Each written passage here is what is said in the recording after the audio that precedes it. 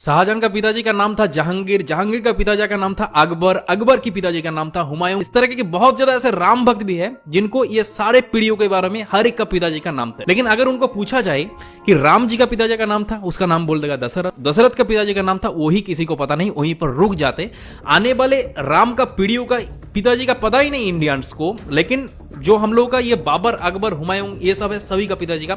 एक के बाद एक पूरा एकदम 7 पीढ़ियों तक नाम एक के बाद एक बोल देगा। तो दरअसल आज की इस वीडियो के अंदर आप लोगों को राम जी का पूरा पीढ़ियों के बारे में कि कहां से राम जी आए थे, वीडियो को इतने ज्यादा लोगों के साथ शेयर करो ताकि हर एक इंडियंस को ये राम जी का पूरा पीढ़ियों के बारे में पूरा पता चले। तो प्रभु श्री राम जी का पिताजी का नाम था दशरथ, दशरथ के पिताजी का नाम था अज, अज के पिता का नाम था नाभाग, नाभाग के पिता का नाम था ययाति, ययाति के पिता का नाम था नहुष, नहुष के पिता का नाम था अम्बरीशी, अम्बरीशी पिता का नाम था प्रशुशुक, प्रशुशुक के पिता का नाम था मरु, मरु के पिता का नाम था सिग्रग, सिग्रग के पिता का नाम था अग्निवर्ण, अग्निवर्ण के पिता का नाम था सुदर्शन, सुदर्शन के पिता का नाम था संखन, संखन के पिता का नाम था प्रबद, प्रबद के पिता का नाम था अंजुमन, अंजुमन के पिता का नाम था दिलीप, दिलीप के पिता का नाम था भागीरथ। और ये वही भागीरथ है जो गंगा को पृथ्वी पर ले आई, जिसको आप लोग भागीरथ के नाम से भी जाना जाता है। राजा भागीरथ के पिता का नाम था कुकुस्त, कुकुस्त के पिता का नाम था रघु। और ये रघु वही राजा है जिनके नाम पर ये रघुकुल पड़ा है। ये बहुत ही पराक्रमी और तेजस्वी राजा थे। आज भी कहा जाता है कि रघुकुल रीत सदा चली, प्राण जाई पर बचन न जाए। तो राजा रघु के पिता का नाम था राजा असमंज, राजा असमंज के पिता का नाम था राजा सगर, राजा सगर के पिता का नाम था राजा